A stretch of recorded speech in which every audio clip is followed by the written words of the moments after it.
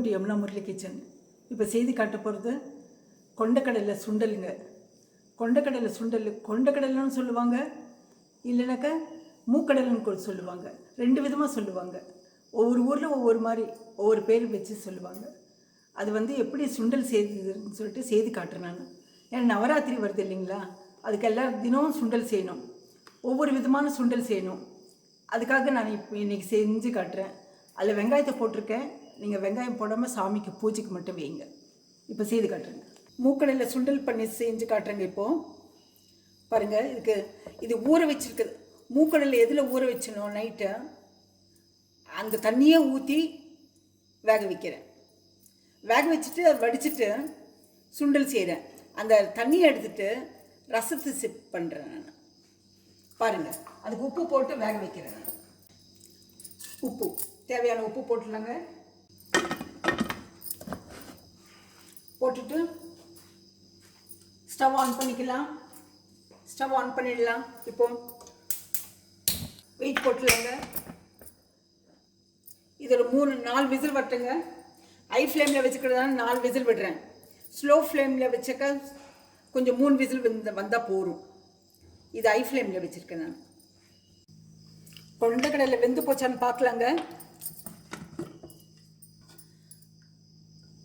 பாருங்கள், நல்லா வெந்திருக்கு பார்த்தீங்களா. இப்போ இது ஃபில்டர் பண்ணி இந்த கொண்டக்கடலையை மட்டும் தாளிக்கலாங்க. இப்போ பேன் வச்சுருக்குங்க. அடுப்பில் கேஸ் ஆன் பண்ணியிருக்கேன். இது கொஞ்சம் காஞ்ச உடனே எண்ணெய் ஊற்றுலாங்க. 1 ஸ்பூன் எண்ணெய் போடும். ஒரே ஸ்பூன் எண்ணெய் போடுங்க. கடுகு பொரிட்டுங்க. கடுகு பொரிஞ்ச உடனே உளுத்தம் பருப்பு போடலாம். கடுகு பொரிய ஆரம்பிச்சிடுச்சு.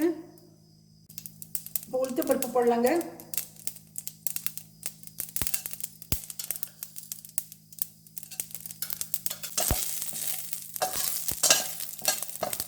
இது எண்ணெயில் வதக்கிடலாம். கொஞ்சம் பச்சை மிளகாய் 2-3 போடுறேன். இது கருவேப்பிலை போடுங்க.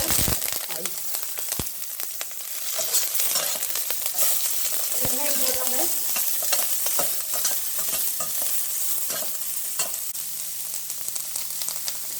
இந்த வெங்காயத்துக்கு அளவாக உப்பு போடலாங்க.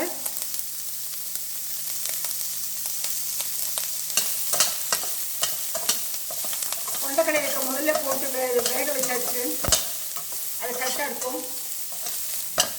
இது நல்லா வதக்கி விட்டுட்டு கொண்டக்கடலையில் போடலாம். கொண்டக்கடலை எப்போ கொஞ்சம் தண்ணி இருக்கட்டுங்க. கொஞ்சம் தேங்காய் துருவி போடலாம். தேங்காய் துருவி வச்சுருக்கேன், அதை போடலாம். நல்லா ஒரு கலக்கி வச்சுட்டு ஆஃப் பண்ணிடலாங்க. ஸ்டவ் ஆஃப் பண்ணிடலாம். இது பூஜைக்கு இப்போ நவராத்திரி வருதுங்க. நவராத்திரிக்கு தினம் ஒவ்வொரு சுண்டல் செய்யணும். அப்போ இந்த சுண்டல் செய்யும்போது வியாழக்கிழமை செய்வாங்க. சாமிக்கு படைக்கும்போது வெங்காயத்தை போடாதீங்க. சாமிக்கு படைக்கணும்னு சொல்லிட்டு அந்த வெங்காயத்தை ஒமிட் பண்ணிவிட்டு மற்றதெல்லாம் போடலாம். பச்சை மிளகாய், கருவேப்பிலை தழை இதெல்லாம் போட்டு எண்ணெயில் போட்டு சுண்டல் போட்டு இந்த தேங்காய் துருவல் போடுங்க. போடும். காலம்பரை ஒரு சிற்றுண்டியாக சாப்பிட்றதுக்கு இந்த சின்ன வெங்காயம் போட்டிருக்கேன். வெங்காயத்தை போட்டிருக்கேன் நான். பாருங்கள், தண்ணி இல்லை, தண்ணி ஒன்றும் கிடையாது. இப்போ ஆஃப் பண்ணிடுறேன் பாருங்கள் ஸ்டவ்வும். இந்த சுண்டலை வேறு பாத்திரத்தில் மாற்றி வச்சுருக்கேங்க நான். சுண்டல் ரொம்ப உடம்புக்கு நல்லதுங்க. காலையில் பிரேக்ஃபாஸ்ட்டுக்கு எடுத்துக்குங்க. இது மிளகா கட்டி சாப்பிட்டாக்க அத்தனையும் நல்லது. இரும்பு சத்து அதிகமாக இருக்குது. ஜீரணத்துக்கு நல்லது. கான்ஸ்டிபியூஷனுக்கெல்லாம் நல்லது. இது கேரளாவில் நிறைய கல்யாணத்துக்கெல்லாம் ஆப்பத்துக்கெல்லாம் குழம்பு வைப்பாங்க. இது புட்டுக்கு வைப்பாங்க, கொண்டக்கடலை குழம்புன்னு சொல்லிட்டு. கேரளாவில் நிறைய ஓல்டு பீப்புள் நிறைய பேர் இருப்பாங்க.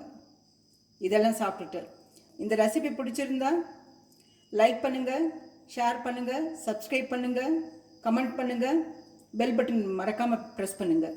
அடுத்த ரெசிபியில் பார்க்கலாம்.